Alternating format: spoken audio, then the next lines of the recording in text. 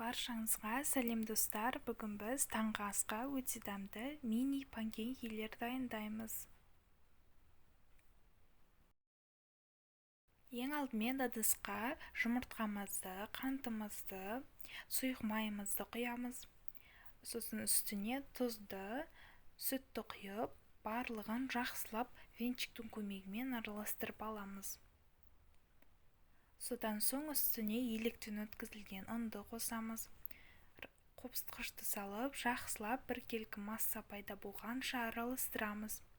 Бізде тура осындай қоюлықта масса шығуы керек. Енді бұл қамырды кондитерлік мешокқа құйып, қызып тұрған табада осындай майда-майда панкейкелердің формасына келтіріп құйып шығамыз да орташа отта пісіріп аламыз. Бетіне осындай тесіктер шыққанда екінші бетін аударып пісіріп аламыз.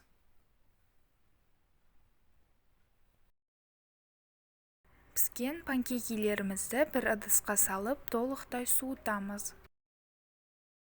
Панкейкелерімізді балмен, әселмен, шоколадпен жесеңіздер де болады. Міндетті түрде дайындап, дәмін көріңіздер. Сіздермен болған Раушан.